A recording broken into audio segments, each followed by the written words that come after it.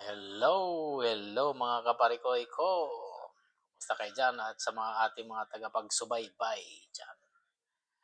Yung araw na to, linggo, Sunday, long weekend. At ngayon ay meron kaming gathering. So, ang gathering namin ay mag-start ng, anong oras na ba? 4 na siguro. Kasi wala pa sila hanggang ngayon. So, hantay-hantay lang natin sila. At isa yan sa ating segment ngayong araw na to. Kung bakit, minsan ay kadalasan pala, hindi lang pala minsan, kadalasan mga Pilipino, pagka weekend at saka long weekend, magtipon-tipon yan. Oh, gathering. Gather yan ng mga kung ano yung pagchichismisan. Hindi lang sa pagchichismisan, kundi yung mga uh, yung mga kuro-kuro nila o yung mga idea o yung mga nangyayari ay napag-uusapan. Oh. At ganoon lang naman ang buhay dito sa Canada para iwas depression, stress, ay kailangan mong dapat gagawin. So sa winter, ganyan ang kadalasan ang ginagawa namin. Gathering sa bahay, sa may kung sang bahay, kung sino may available na pwedeng paggaganapan. Tapos sa summer naman, iba naman na yun. Mostly camping, fishing. Hindi pala, wala palang fishing sa ice fishing. Magandang mag-experience sa ngayong winter, ice fishing. Pero hindi ko pa na-experience yun. Parang ayaw ko ting experience eh. Mostly summer camping yan. Tapos long drive, long trip, mga ganun. So, yan ang tabayanan natin.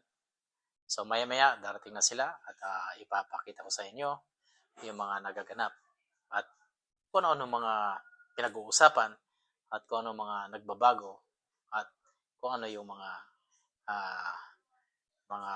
nangyayari sa mga ilang buwan at lalo na ngayon tumaas ang presyo ng bilihin. Diba? So, marami mapag-uusapan. Trabaho, mga naliho. So, antabayan natin yan. See you later.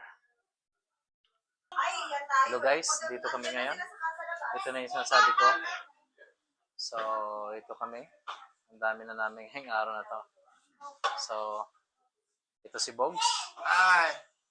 Happy Family Day! Family Day ngayong araw na to. Si paring Eric. Pre, si hello sa mga karating bayan natin. Si Lara, yan, nakatalikod. Hi guys! Hello. Welcome to my vlog. Welcome to Arnel's vlog. Kasi usually, may diretso galing sa trailer eh.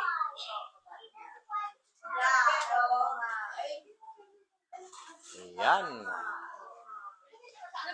Si nanay. Busy sila sa kusina ngayon. Ako'y walang ginagawa. Kundi ito. Hi, Dan. Dan.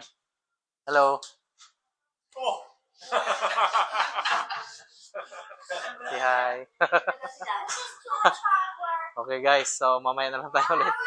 To be continued na lang ulit. Okay? Mamaya sa vlogs natin. Susunod ko yung pagkain namin. Okay? Salamat.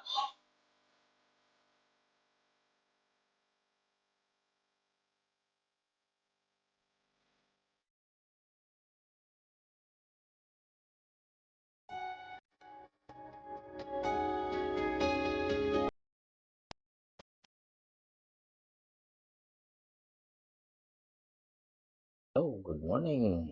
Hello mga kaparikoy. Ang segment ng ating video ngayon ay continuation doon sa unang bahagi ng ating video. At yung unang sinabi ko na bakit may gathering at anong mga purposes at ano nga bang ginagawa at ano nga bang nangyayari sa mga ganyang mga gathering. So, kung nakikita nyo sa unang video ay sadyang napakasaya, masarap, kwentuhan, lahat.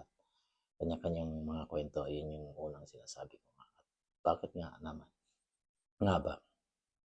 Ginagawa most of the occasions na nangyayari kapag kay mga Pinoy, lalo na dito sa Canada. So, ganyan nga ang mostly ang nangyayari. So, enjoy moment. Masaya. So, kanya-kanyang mga kwento. So, sa iba-ibang mga segment, iba-ibang kukwento na ganito ganyan. Isa naman kukwento na gano'n.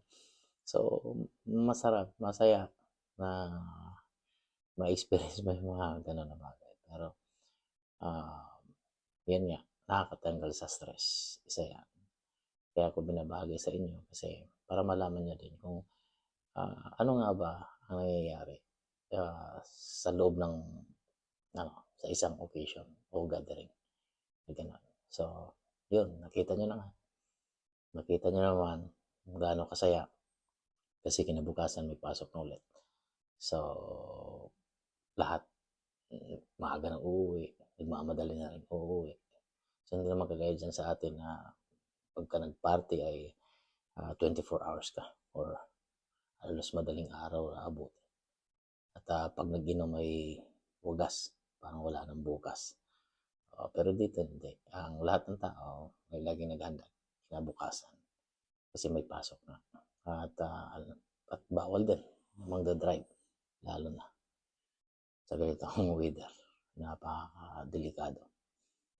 So, yun.